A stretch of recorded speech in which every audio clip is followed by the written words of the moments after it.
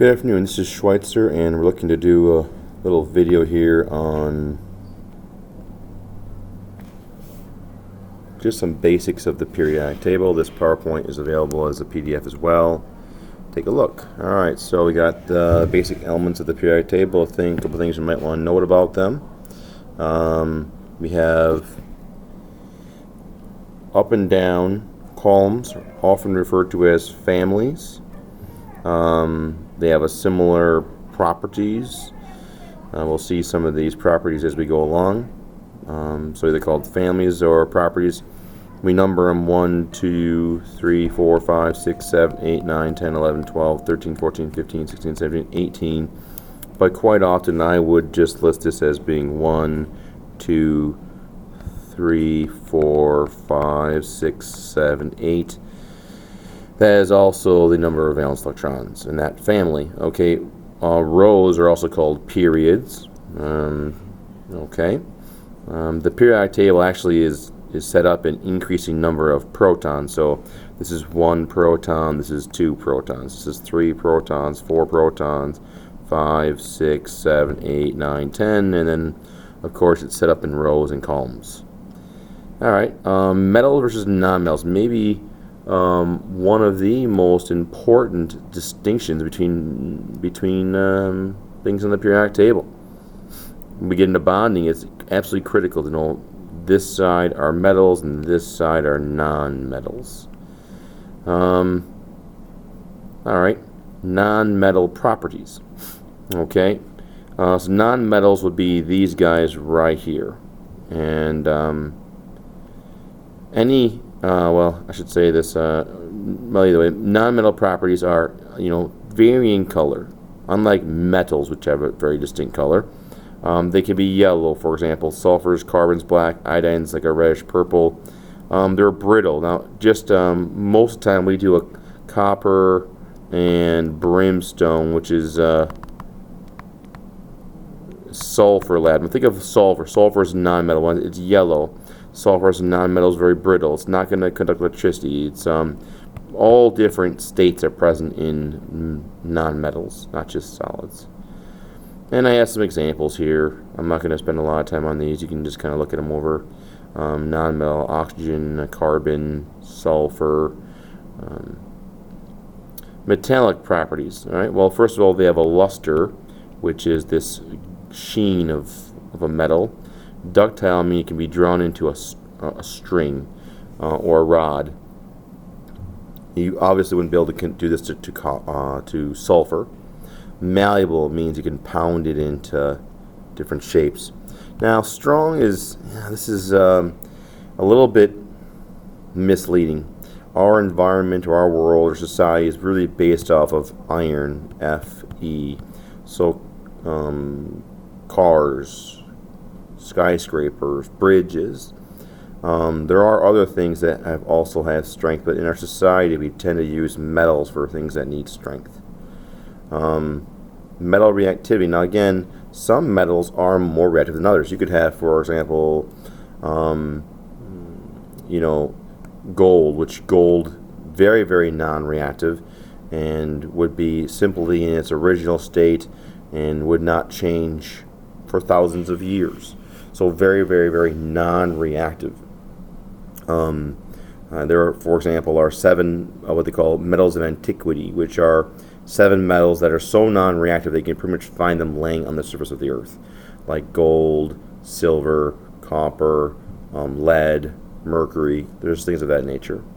There are also some metals that are very reactive.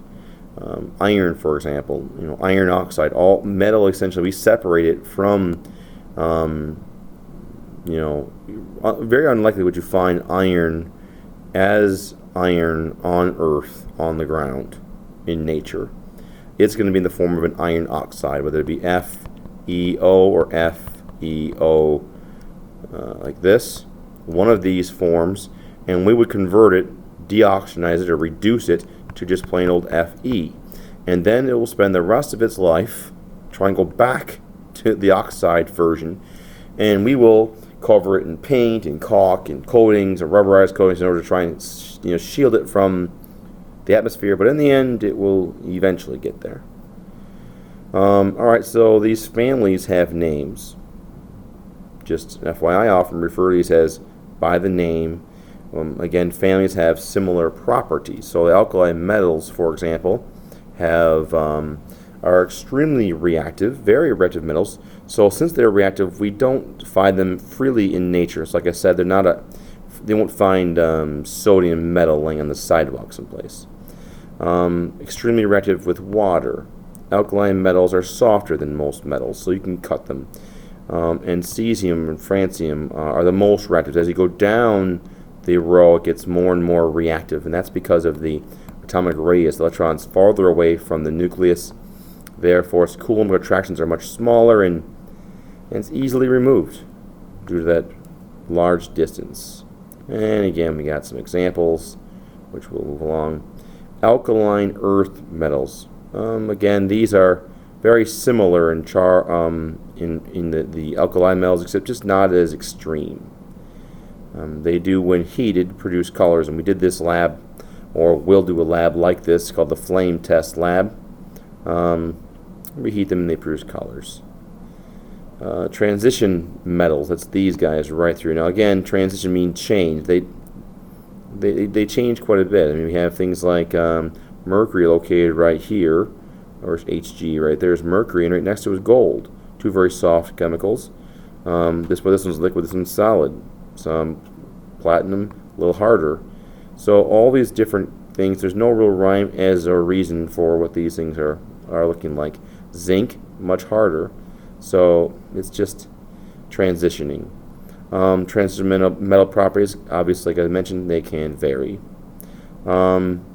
All metalloids, all the elements touching the stair except aluminum are going to be metalloids. So this guy is not a metalloid. Aluminum is a straight up metal.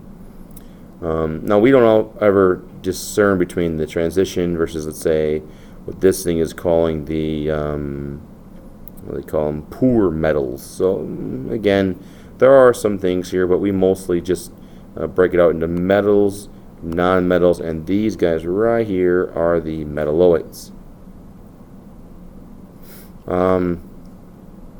Example of metalloid, again, this is going to be something that has both properties of the metals, which be like conduct electricity, and not conduct electricity, like silicon. That's what makes them so wonderful to make computer chips.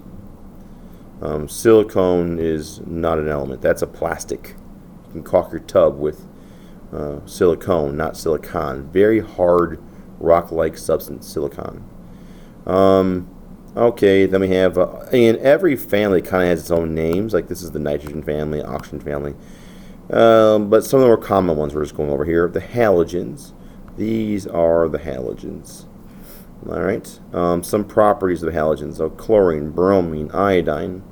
Only family, okay, a little trivia for you, that has all three phases. Solids, liquids, and gases. Halogen reactivity, okay, again, now these atoms in the family are trying to gain an electron. So the ones that are smallest, the fluorine, for example, versus the iodine, the smaller atom, the nucleus is much closer to the vacancy. So it's anytime an electron comes near there, it can snag electrons from all over very easily. Versus if that vacancy is a long ways away, then it's very difficult as electron swoops for this thing to be able to grab it being too far away. And it's another application of Coulomb's law. Just a historical point, chlorine was used in World War II, killed hundreds of thousands of people. Fritz Haber is the guy that did that.